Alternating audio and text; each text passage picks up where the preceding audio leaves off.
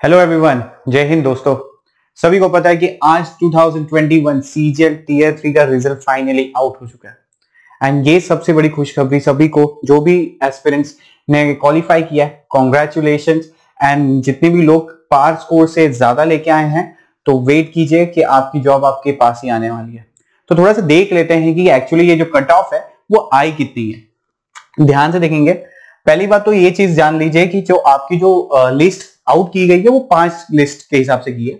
मतलब जो first list है that is assistant auditor officer है, सेकंड लिस्ट है वो जेएसओ का है, थर्ड लिस्ट है वो स्टैटिस्टिकल इन्वेस्टिगेटर है, और जो फोर्थ लिस्ट है जिसमें जो लोग जो एस्पिरेंट है जो सीपीटी के लिए क्वालिफाई किए हैं वो उनके लिए है, और जो रिमेनिंग है जो डीईएसटी होता है वो उनके लिए फोर्थ लिस्ट के मतलब फिफ्थ लिस्ट के लिए। ठीक है, अब ये देखिए जो फर्स्ट लिस्ट है कैंडिडेट असिस्टेंट ऑडिटर ऑफिसर का, सबसे बड़ा 4800 ग्रेड पे होता है इसके अंदर। तो यहां पे देखेंगे तो जो कट ऑफ आया है यूआर का, जो कट ऑफ आया आउट ऑफ 900 636, बहुत ही अच्छा कट ऑफ है और बहुत ही लोग ने अच्छे से पेपर दिया होगा। और जितने भी लोगों ने 4800 ग्रेड पे के लिए पढ़ाई की होगी तो मेरे ख्याल में लग ही गया होगा। देखेंगे तो अगर ध्यान से तो 477 जो वैकेंसी है वो फिल की गई है, शॉर्टलिस्ट की गई है। ये वापस रिवाइज होती है, लेकिन मान के चलिए जो 636 है उससे अगर मैं पकड़ लूं तो 10 या 15 मार्क्स और जोड़ा जाएगा। ठीक है, मैं अगर सेकेंड लिस्ट की तरफ देखता हूं तो दैट इज जेएसओ का कितना है 594, ये भी 900 में से है। मतलब प्री का आपका 200, आपके मैथ्स का 200, जो मेंस अभी जो 2021 तक जो पुराना आपका पैटर्न चल रहा था उसी हिसाब से मैथ्स का 2021 का जो है that is 200 maths, 200 English and plus एक एक्स्ट्रा दैट इज स्टैटिस्टिकल का पेपर होता है। ठीक है, ये लेकिन ये किसके लिए है? जेएसओ के लिए, जूनियर स्टैटिस्टिकल ऑफिसर। इसमें क्या होता है कि लोग जो मैथ्स दिए थे इन 11th एंड 12th उन्हीं के लिए है। उनको स्टैटिस्टिक का ग्रेजुएशन को कोई लेना देना नहीं है, बस 11th और 12th में जिन्होंने भी मैथ्स लिया था 60% अबोव लाया तो उनके लिए ये पोस्ट है। और उनका जो कट ऑफ गया है अगर ध्यान से देखेंगे तो यूआर का जो है 594 आउट ऑफ 900 है। लगभग अगर मान के चलो कि जब रिवाइज होगा, जब शॉर्टलिस्ट होगा, लास्ट में मेरिट लिस्ट बनेगी वापस, तो ये शायद आपका ख्याल में रखिएगा कि 10 या 15 मार्क्स और जोड़ दिया जाएगा। ठीक है, थर्ड लिस्ट है। ये लिस्ट सबसे बड़ा लिस्ट होता है क्योंकि इसमें कैसा होता है ना कि बहुत कैंडिडेट्स कम ही होते हैं जिन्होंने ग्रेजुएशन स्टैटिस्टिक्स से किया, और जिन्होंने ग्रेजुएशन स्टैटिस्टिक्स से किया है उनके लिए बहुत बड़ा वैकेंसी आउट हुआ है। क्योंकि 2019 में हमें जितना ख्याल में है ये आउट हुआ था वैकेंसी, और उसमें अगर मैं बोलूं जितना हमें ध्यान में है 600 वैकेंसी आउट हुई थी, जिसमें 100 वैकेंसी फिल हुई थी और 500 जो वैकेंसी थी वो खाली गई थी, और वो था किसके लिए? Statistical investigator.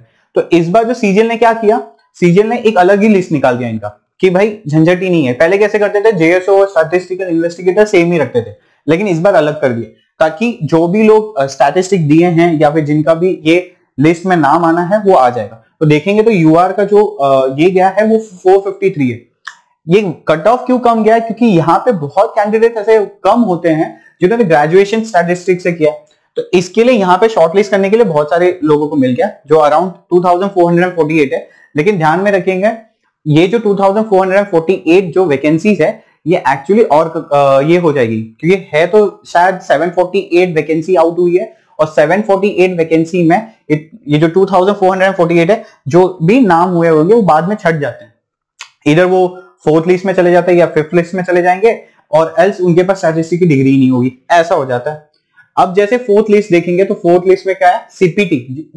ये वो लिस्ट है जो मेन लिस्ट जो कहा जाता है, जिसमें इंस्पेक्टर वाला पोस्ट होता है, ये सब 4600 grade pay, GST inspector, excise, income tax officer, ये जो लिस्ट है वो उनका है।